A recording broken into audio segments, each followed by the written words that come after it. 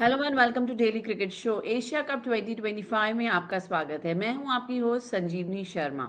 Asia cup 2025 का आखिरी पड़ाव, सबसे बड़ा मुकाबला, भारत बनाम पाकिस्तान फाइनल। दो पड़ोसी देश, दो क्रिकेटिंग दिग्गज और करोड़ों फैंस की धड़कनें तेज। ये सिर्फ क्रिकेट नहीं, ये इतिहास बनाने का मौका है। 41 ईयर्स के बाद एशिया कप फाइनल में भारत और पाकिस्तान आमने सामने। भारत अब तक अपराजित, पाकिस्तान को दो दो बार हराकर पहुंचा है फाइनल में। क्या पाकिस्तान ले पाएगा बदला या भारत फिर करेगा कब्जा? यही होगा आज का सबसे बड़ा सवाल और इस पर करेंगे चर्चा हमारे क्रिकेट एक्सपर्ट के साथ। लेकिन पहले बात बीती रात हुई मुकाबले की। भारत ने एशिया कप 2025 के 18वें मुकाबले में श्रीलंका को सुपर ओवर में हराकर टूर्नामेंट में लगातार छठी जीत दर्ज की। दुबई इंटरनेशनल क्रिकेट स्टेडियम में भारत ने पहले बल्लेबाजी करते हुए 202 फॉर 5 रन्स बनाए। जवाब में पुथुम निसंगा के शतक, 107 रन्स की मदद से श्रीलंका ने भी 202 फॉर 5 रन बनाकर मैच टाई कर दिया। सुपर ओवर में अर्शदीप सिंह ने कुशल परेरा और शनका को आउट किया और श्रीलंका केवल 2 रन बना सका।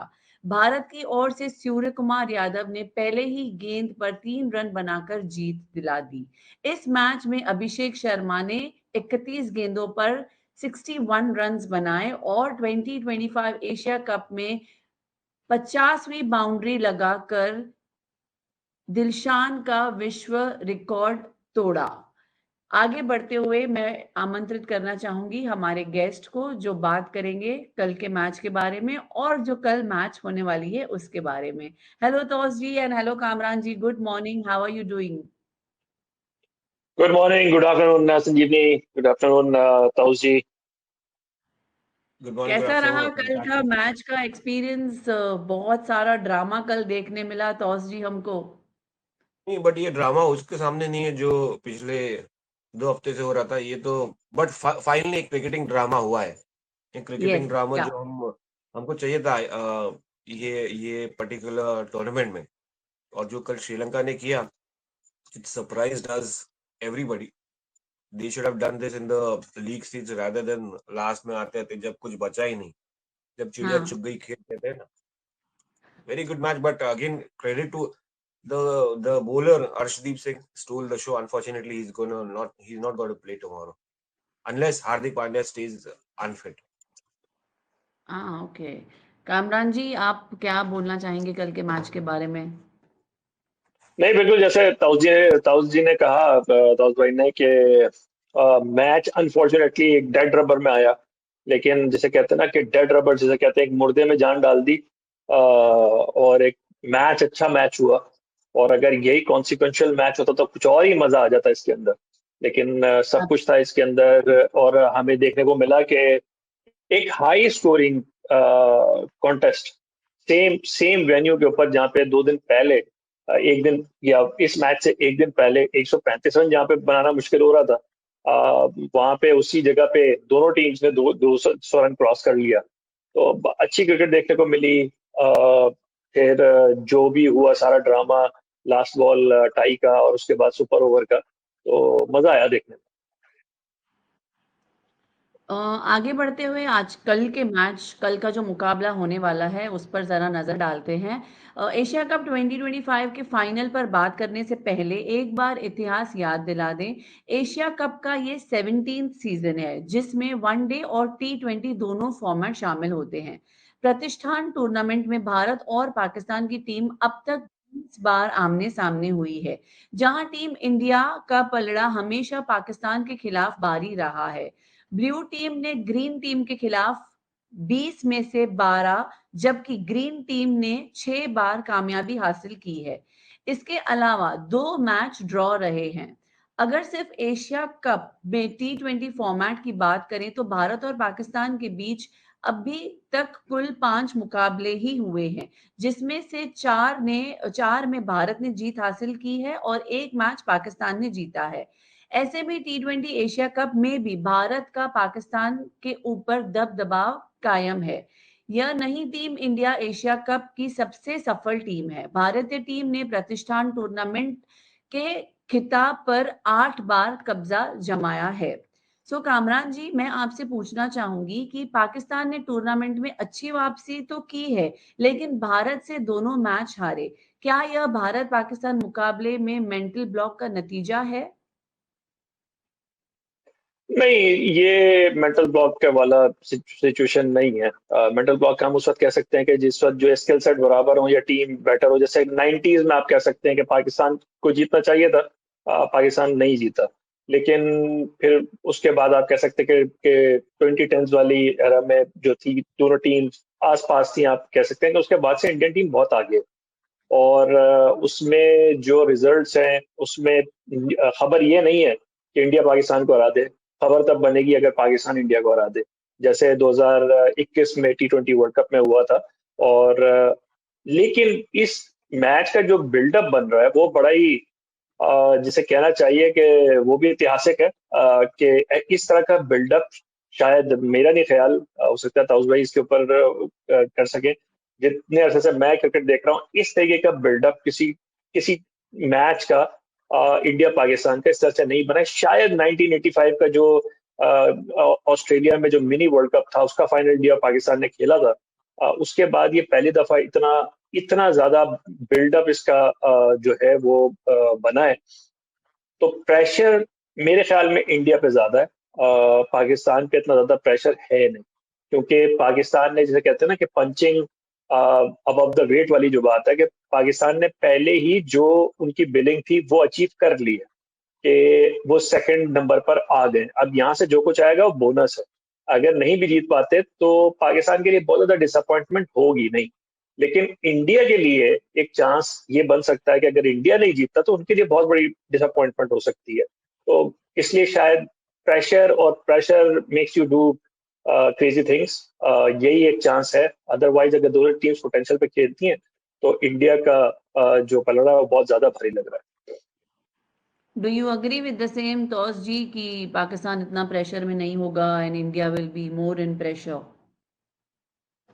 Completely 100%. I mean, punching above the weight तो एकदम एकदम ही परफेक्ट वर्ड यूज किया, और खास करके पाकिस्तानी आवाम का दिल जीत लिया है ये टीम ने, जिनसे कोई एक्सपेक्टेशंस नहीं थे किसी तरीके के भी, शायद ये इवेंट कॉन्टेस्ट दे पाए। और कहीं ना कोई स्टेजेस पे इंडिया को भी इन्होंने स्केयर दिया है उनके लीग स्टेज में और सुपर 4 स्टेज में।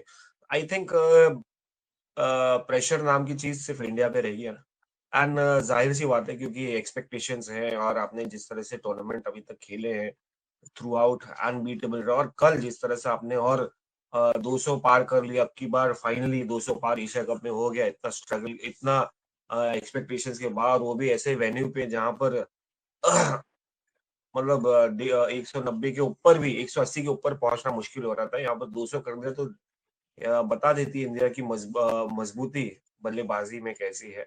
मगर कहीं ना कहीं वो एक थिन लाइन होती है कॉन्फिडेंस और ओवर कॉन्फिडेंस में। तो I am sure professional cricketers इतने हैं इंडिया के कि वो पार नहीं करेंगे वो थिन लाइन, वो नो बॉल नहीं होगा इस साइकोलॉजिकल फैक्टर के बीच में, कॉन्फिडेंस और ओवर कॉन्फिडेंस के। तो India will play smooth cricket the way they have been playing.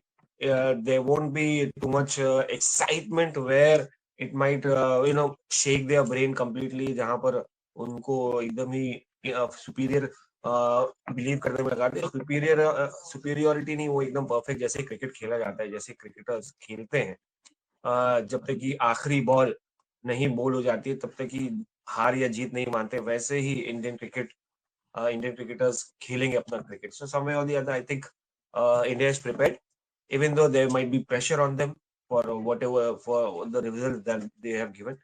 Concerns will always remain, and there are a couple of concerns, and there are major concerns around Team India, but that is minor when you look at the whole picture, the big picture of the Asia Cup and yesterday's match. At the end, I think India is not under pressure, but yeah, we are under pressure thinking that ab kya hoga. They are professional cricketers right now. Absolutely agreed Taus ji, जैसे आपने बोला कि 200 का आंकड़ा पार किया है, which is a very good number that we have seen in the entire Asia cup 2025। India batting में भी बहुत स्ट्रांग है। बैटिंग की अगर हम बात कर रहे हैं, अभिषेक शर्मा काफ़ी हमारे सारे ही एपिसोड्स में चर्चा में रहे हैं। सो अभिषेक शर्मा का अगर मैं स्टैट्स बोलूँ तो 309 रन्स उन्होंने बनाए हैं भारत के लिए। और पाकिस्तान की अगर मैं बात करूँ तो साहिबजादा फरहान ने 160 रन्स बनाए हैं, ये उनका सबसे बड़ा स्कोर है।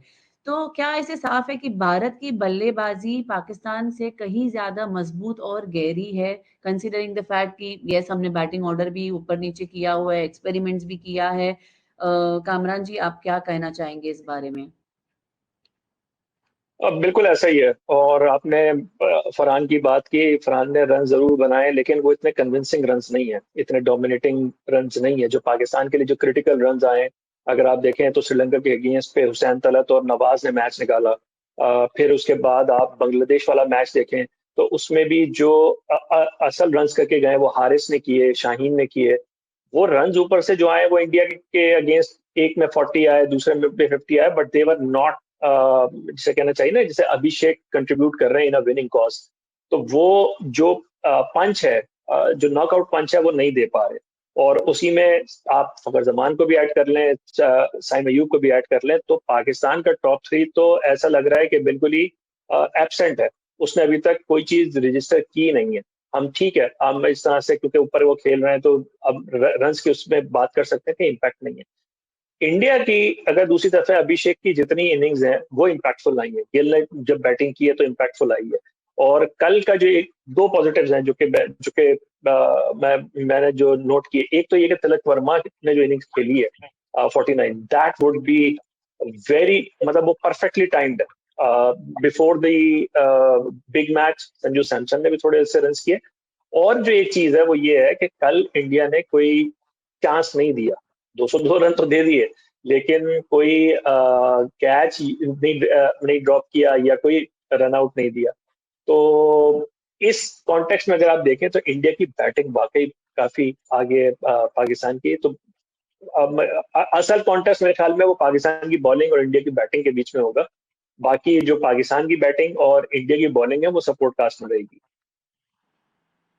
हाउ अबाउट फील्डिंग तौस जी, क्योंकि पिछले मैचेस में हमने देखा जिस तरीके से इंडिया ने आई थिंक 12 से 15 कैचेस छोड़े हैं। मैं कल वही कमेंट्री भी सुन रही थी कि दूसरी टीमों ने भी मैचेस खेले हैं, उनसे इतने कैचेस ड्रॉप नहीं हुए हैं, कंसीडरिंग द फैक्ट कि maximum number of catches India ने ड्रॉप किए हैं। And also we have to remember the fact कि आज का टॉप परफॉर्मर भी इंडिया है। तो फील्डिंग के बारे में आप क्या कहेंगे इंडिया के? नहीं, देखिए 12 से 15 कैचेस छोड़ना और फिर भी फाइनल में होना, मतलब shows that there catches don't matter to them right now. But catches win matches, that is what we say, right?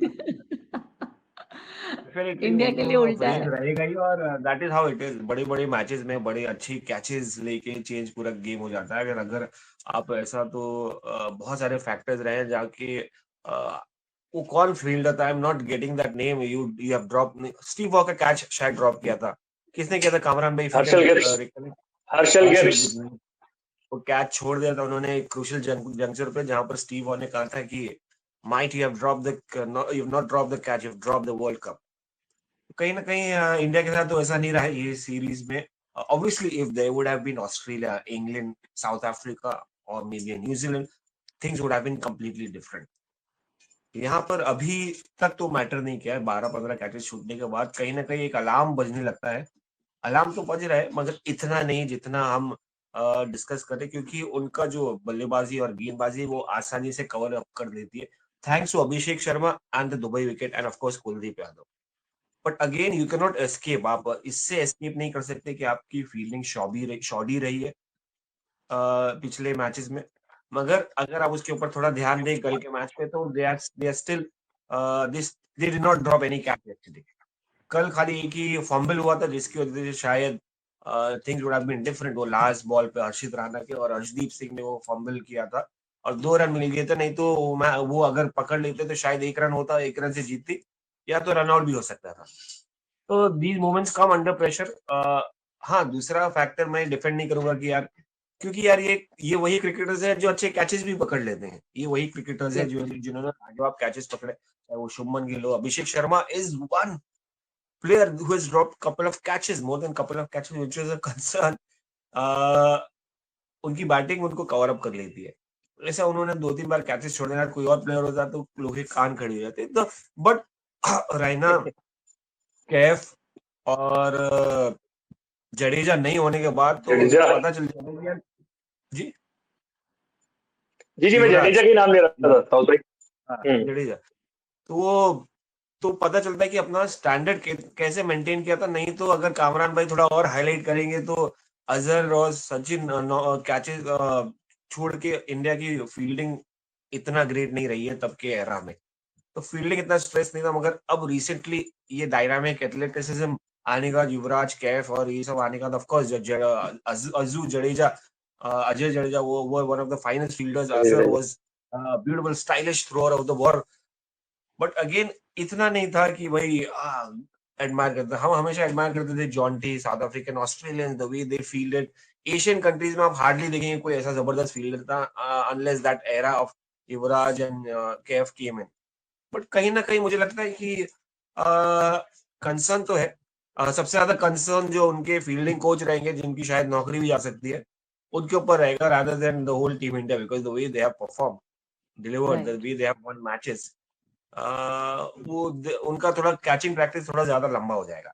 Overall अगर देखेंगे तो it may not have affected them in the super stage or maybe the super 8 stage, group stages, but this may cost you in a bigger game, जहां पर अगर game change हो गया, जहां पर आपने Sahibzada Farhan who's a very good batsman may not have made that impact, या फखर जमान एक एक्सपीरियंस के साथ साथ टैलेंट भी लेके आते हैं, अगर उनके कैचेस आपने छोड़े और उन्होंने बड़ा स्कोर कर दिया तो फिर प्रेशर क्या, प्रेशर तो छोड़ दीजिए, बाकी बहुत सारी चीजें होने वाली है। तो कहीं ना कहीं India can not afford to do that blunder in tomorrow's game, and some way or the other I think they will be more cautious in the approach in the outfield.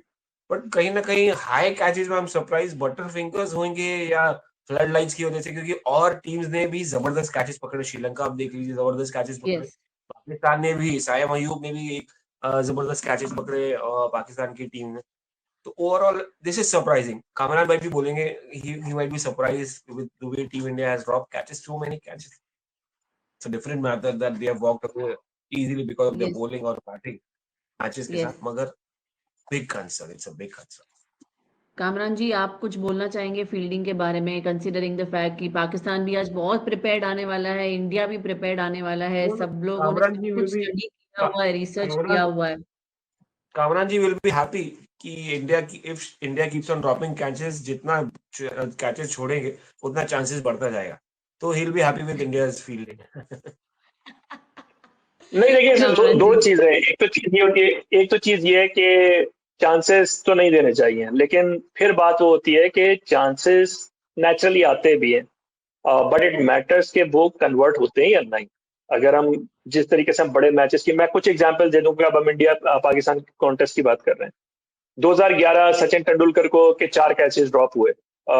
एक ये कह सकते हैं एक कंट्रोवर्शियल या आर्ग्यूबल जो LBW भी था, लेकिन उसके बाद ही मेड पाकिस्तान पे उसको कन्वर्ट किया।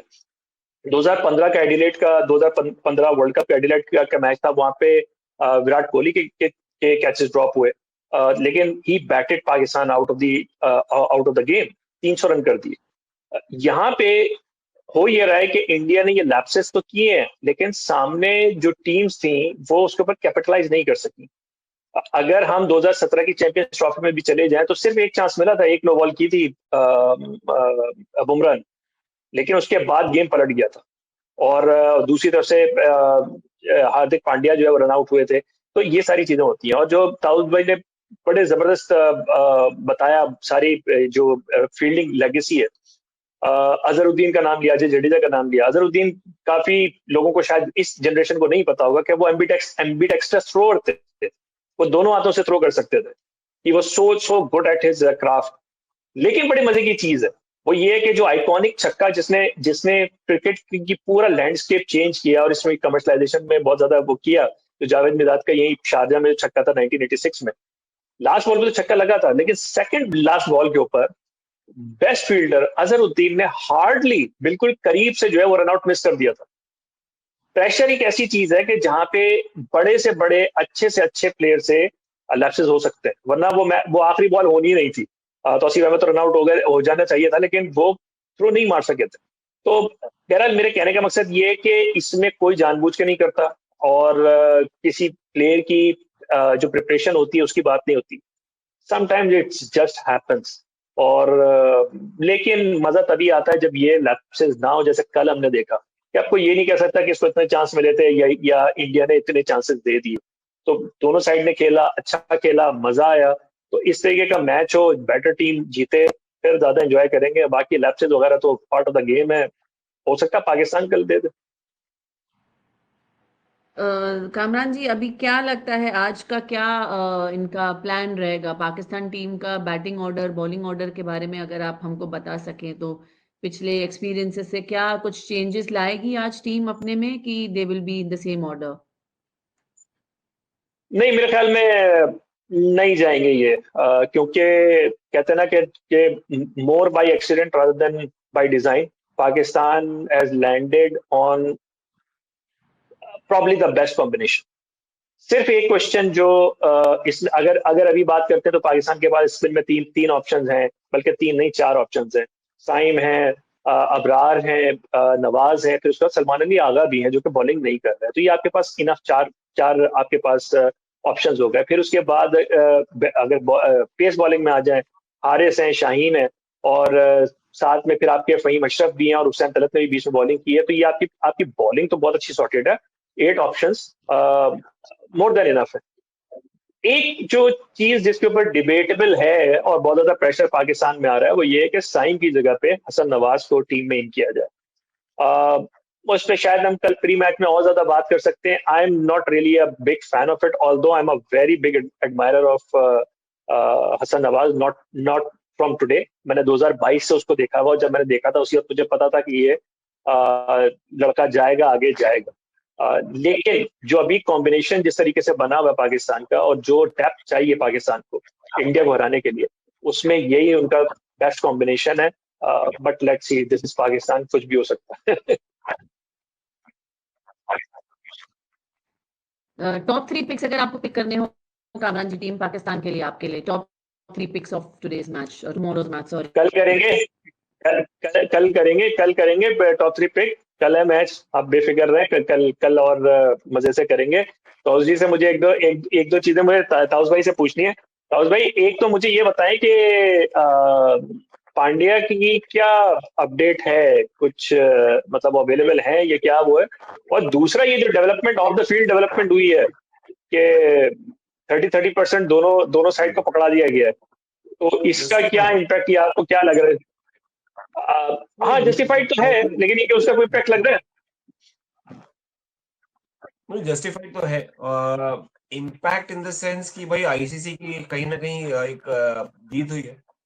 चाहे आप उनका स्टेटमेंट मुझे लगता है यही है कि भाई आप ये don't get politics on to the ground, don't you can't get other things, focus on the game, which is I think good Kamran भाई।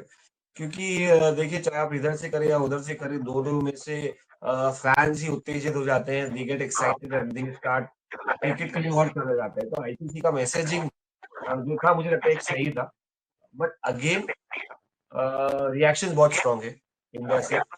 Reaction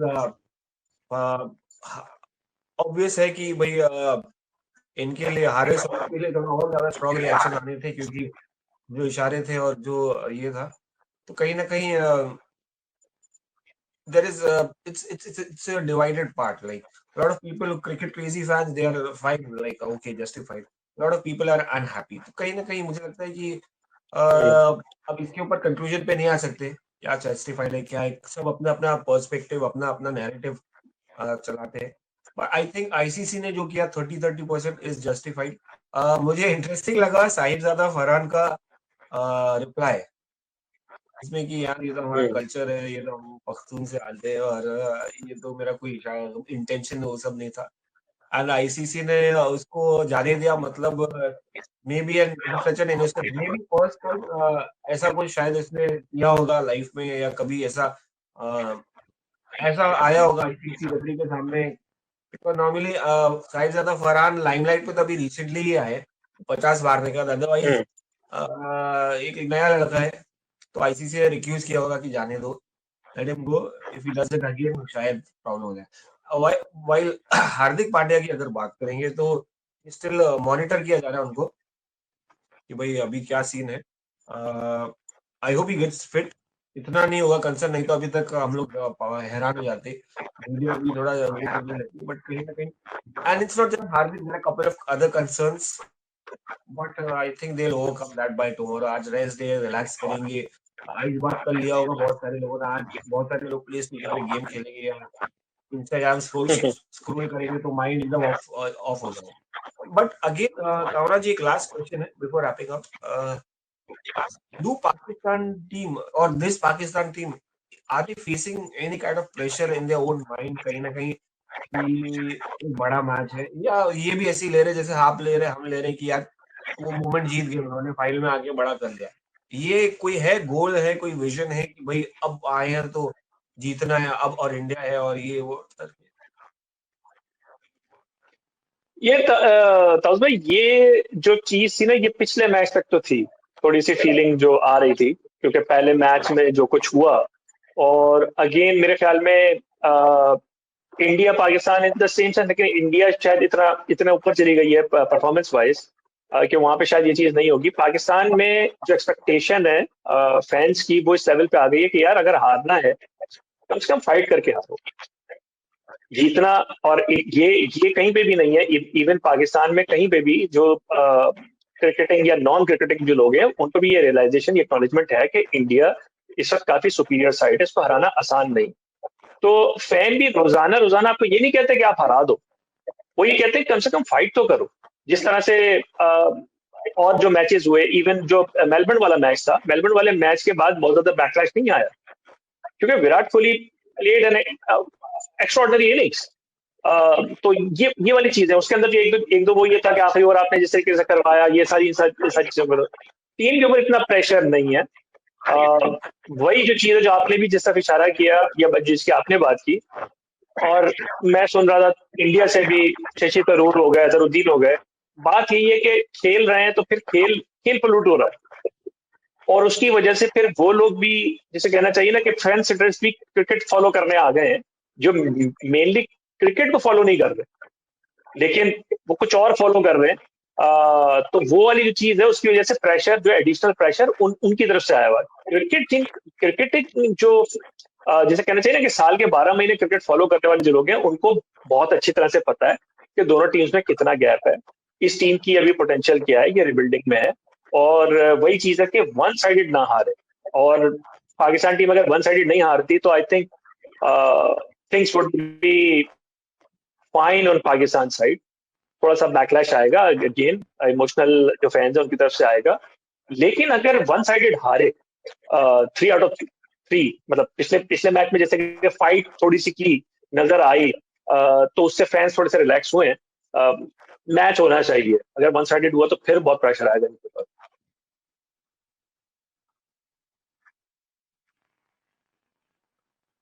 Torsji, would you like to add something on this as we have to head for closing?